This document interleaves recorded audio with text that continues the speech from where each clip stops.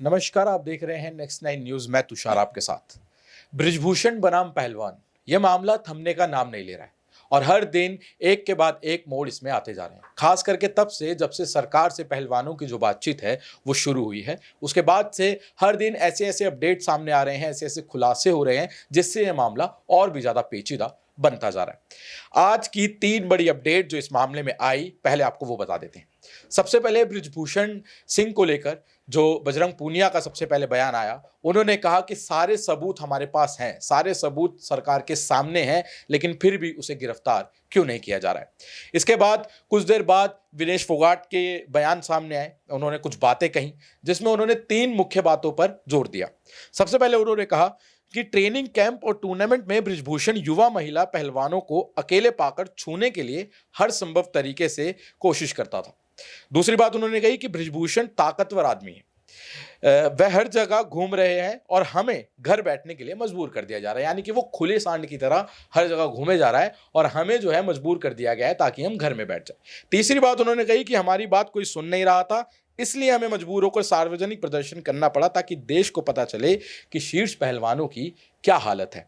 साथ ही आपको बता दें कि इसमें उन्होंने एक बात और कही कि पीएम मोदी जो है, हमारे देश के जो प्रधानमंत्री हैं, वो जिस तरीके से चुप है उससे मैं बेहद दुखी हूं, ये विनेश फोगाट ने कहा। तीसरी अपडेट जो इस मामले में आई वो ये आई कि जो 6 जून को जो किसानों पर हमला हुआ था एमएसपी को लेकर, जब वो वहां पंचायत कर रहे थे, जब उन्होंने रोड जो है वो ब्लॉक कर दिया था, उसके बाद हरियाणा पुलिस ने जिस तरीके से उन पर लाठीचार्ज किया था, उसको देखते हुए अब उस मामले में भी जो पहलवान है वो उनके साथ, उनके समर्थन में आ गए हैं और उनका कहना है कि एमएसपी के लिए हम भी उनके साथ खड़े हैं।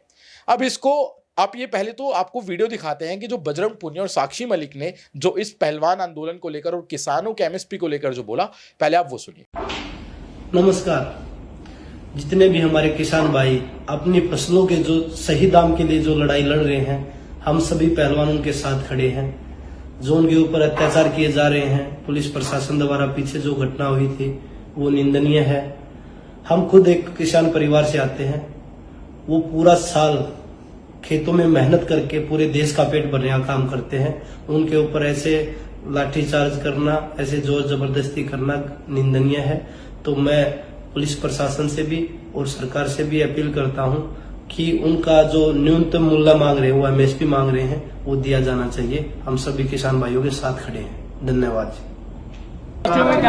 देखिए, हम अपना समर्थन देने के लिए आए हैं और हम भी किसान परिवार से, हम भी जो किसान हमारे भाई खड़े हैं रोड पे, हम उनके साथ खड़े हैं। क्या आगे भी आप सपोर्ट करेंगे रेस्लर्स इस किसान पंचायत को? देखिए, पहले भी जब किसान प्रोटेस्ट चल रहा था तब भी हम साथ खड़े थे।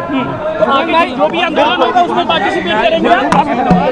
जाता उसको ये बोलता कि आप वीडियो बनाइए, ऑडियो बनाइए, और जब लोग सबूत भी सामने, जो गवाह हैं वो सामने आगे बोल रहे टीवी के सामने, जो लड़कियां हैं 7 लड़कियों ने कंप्लेंट दी, इससे ज्यादा सबूत और क्या चाहिए?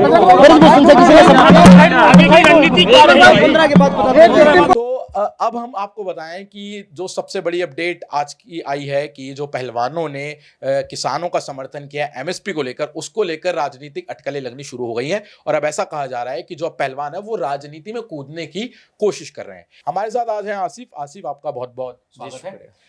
सबसे पहले आसिफ, हम आपसे ये जानना चाहेंगे कि जिस तरीके से जो पहलवान है उन्होंने किसानों का समर्थन देने की बात कही है कि हम किसानों के साथ हैं इस मामले में, कि जिस मामले में जो एमएसपी को लेकर बातें हो रही है और जो उन पे लाठियां चलाई गई, उनको उत्पीड़ित की गया उनके साथ, तो उसके बारे में आप क्या सोचते हैं? क्योंकि अब लोगों का ये कहना है और राजनीतिक अटकलें भी लगाई जा रही हैं कि जिस तरीके से पहलवानों ने ये बात कही है, अब ऐसी मंशा बनती जा रही है कि पहलवान अब खेल छोड़ के राजनीति में कूदने की सोच रहे हैं। तो आप इस बारे में कैसे सोचते हैं? देखिए, इसमें कोई शक नहीं है। देखिए, कोई भी सड़क पे या फिर आंदोलन के लिए मजबूर तभी होता है जब आप उनको पूरी तरीके से जलील कर देते हैं। और आप देखिए ना, चाहे बृजभूषण शरण सिंह को देखिए, मोदी जी को देखिए या उनके मंत्री सांसद को देखिए, ये बात तो आप और हम जैसे लोग या फिर देश के बहुत सारे पढ़े लिखे लोग हैं वो सब जानते हैं कि इन पहलवानों की जो वैल्यूएशन है, जो इनकी कीमत है, इसका अदा मुझे नहीं लगता कि ये नेता 2 कौड़ी के नेता कर पाएंगे। और उनको अगर हम राजनीति से जोड़े तो फिर खुद में मूर्खता होगी। देखिए वो इंटरनेशनल खिलाड़ी हैं, हमारा और आपका उसके सामने कोई औकात ही नहीं है। देखिए वो देश के लिए मेडल लाई हैं, उनकी वजह से हम जाने जाते हैं, हमारे वजह से वो नहीं जानी जाती हैं।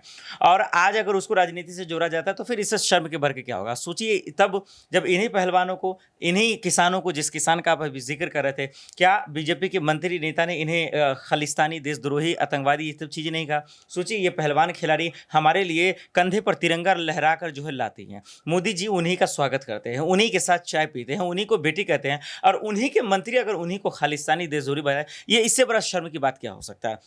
मुझे लगता है राजनीति के लिए वो लोग कहते हैं जो दो कौड़ी के नेता हैं। ये बीजेपी के नेता हैं, सांसद हैं, मंत्री, जिनकी औकात सिर्फ और सिर्फ उनके अपने क्षेत्र तक है। सड़कों पे आएंगे, लोगों से मार खाएंगे क्योंकि उन्होंने जो वादे किए वो करने उनकी औकात नहीं है कि ये कर पाएंगे। अब बात बजरंग पूनिया की मैं करना चाहता हूँ, आप जिन्हें जिस तरीके से किया। देखिए किसानों ने उनका समर्थन किया। आज जब किसान मुसीबत पे हैं, उनके सर फोड़ दिए गए, चढ़ूनी जी को जेल में डाला हुआ है, 14 दिन की हिरासत में है, और उसके लिए वो आज फिर से एक बार चक्का जाम किया। उन्होंने बिल्कुल सही किया। देखिए लोकतंत्र, हमारा संविधान हमारा यही कहता है कि जब सरकार जब आप पे जुल्म करे, तानाशाही करे और आपकी आवाज़ों को कुचलने की, जुल्म ढाने की कोशिश करे, आप जो है संविधान का रास्ता अपनाइए और प्रोटेस्ट कीजिए, और उससे आपको इंसाफ मिलेगा। तो इसमें कोई गलत नहीं है। राजनीति की जहाँ तक सवाल है, मुझे लग रहा है कि सिर्फ और सिर्फ ये इन पहलवानों को, किसानों को बदनाम करने की साजिश है। लेकिन हमारा देश इतना कमजोर नहीं, लोग इनका साथ जरूर देंगे।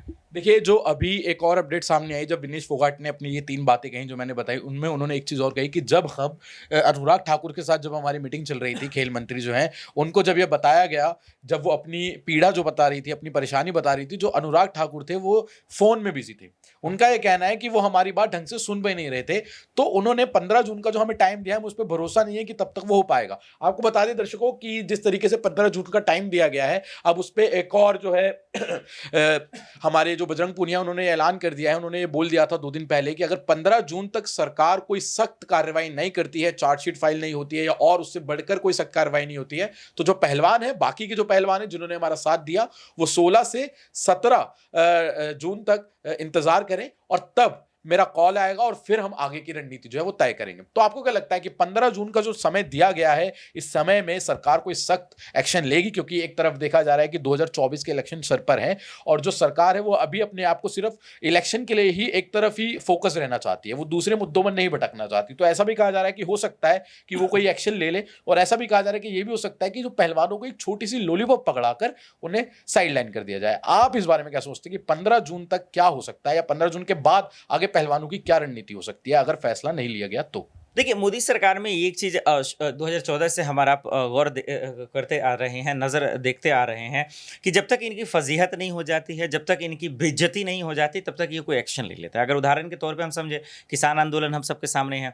15 महीने तक बॉर्डरों पे जो है किसान बैठे रहे, चाहे वो टिकरी बॉर्डर हो, सिंगू, या फिर जो है गाजीपुर बॉर्डर पे। आपने ये देखा उसके बाद जब यूपी चुनाव था 2022 में, मोदी जी ने देखा कि भाई झटका लग सकता है क्योंकि 80 सीटें और उसके बाद विधानसभा सीटें हैं, तो बेहतर है कि माफ़ी मांग लो। उन्होंने माफ़ी मांग लिया और देखिए उसी को पूरा गोदी मीडिया दिखाने में रही, इसके फायदे गिनाते रहे। अब फाइनली मोदी जी ने माफ़ी मांगा तो माथा पकड़कर रोने लगे। वही चीज़ इसमें हो रहा है। अब देखिए वही अनुराग ठाकुर जिसका आपने जिक्र किया, जो निर्मला सीतारमण के साथ रहते हैं, हमेशा आते हैं बजट में, ये क्या कहते हैं, जब प्याज के दाम बढ़ते तो कहते हैं मैं तो प्याज ही नहीं खाती। पेट्रोल डीजल के दाम बढ़ते हैं, जब आप पूछते तो कहते हैं अफगानिस्तान, पाकिस्तान चले जाइए। ये लोग इतना गैर जिम्मेदाराना बयान इसलिए देते हैं क्योंकि दरअसल इनको देश की जनता से मतलब ही नहीं है। ये सत्ता के नशे में इतने चूर और घमंडी और गुरूर, इतना अहंकार इनका दिखने लगा है जिसके नशे में इनको सवाल का मतलब ही नहीं समझ में आता है। आपने बृजभूषण का जिक्र किया कि क्या 15 तारीख के अल्टीमेटम, आपको लगता है? मुझे कहीं से नहीं लगता कि गिरफ्तार होगा। देखिए कल आपने इतना जनसभा किया, शक्ति प्रदर्शन किया, और उन्होंने क्या बोला मालूम है? सोचिए आप या मेरी, मुझे लगता है हम आप जो मिडिल क्लास से लोग आते हैं, हमारी बहन के साथ भी ऐसा होगा तो सोचिए कि अब तो हम हिम्मत भी नहीं कर सकते हैं ऐसे बाहुबली के खिलाफ के थाने में जाकर हम कोई रिपोर्ट करें। कौन सुनेगा हमारा? सोचिए इससे आज़ाद भारत के इतिहास में शर्म की बात क्या हो सकती है कि सुप्रीम कोर्ट में जाने के बाद FIR दर्ज होता है। सोचिए दिल्ली पुलिस तो छोड़िए, देश हिंदुस्तान की पुलिस पर कैसे भरोसा करें हम?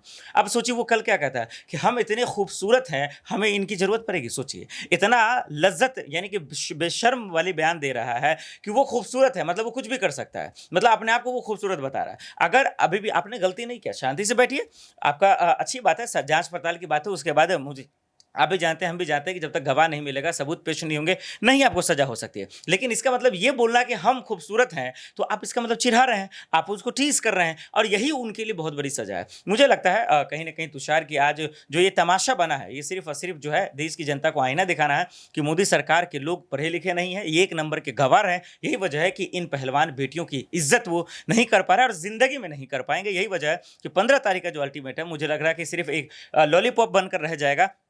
अरे वो इसलिए क्योंकि ये सिर्फ वादे करते हैं, करना इनको कभी ना आया है, ना कर पाएंगे। देखिए 15 तारीख जो है वो करीब आ चुकी है, ज़्यादा दिन नहीं बचे हैं, 3 से 4 दिन 15 तारीख में बचे हैं, और अभी तक का जो एक्शन हमें पुलिस की तरफ से या सरकार की तरफ से देखने को मिला है, उसमें तो हमें भी ऐसा अभी तक कुछ नहीं दिख रहा है कि 15 जून तक कोई बड़ा एक फैसला या बड़ी कोई कार्रवाई की जा सकती है। आपको बता दें इस पूरे मामले में हर दिन नए नए खुलासे हुए हैं। जो पोक्सो एक्ट लगा था उसको लेकर सवाल उठे, फिर गवाह पीछे हो गए, उसके बाद अब 4 जुलाई को कहा जा रहा है कि जो WFI है उसके इलेक्शन होने हैं, नया चीफ चुना जाएगा। उसमें भी जो जगबीर सिंह इंटरनेशनल रेफरी है जो चुनकर जो सामने आए थे, जिन्होंने बयान दिया था बृजभूषण के खिलाफ, उनको बाहर कर दिया गया है।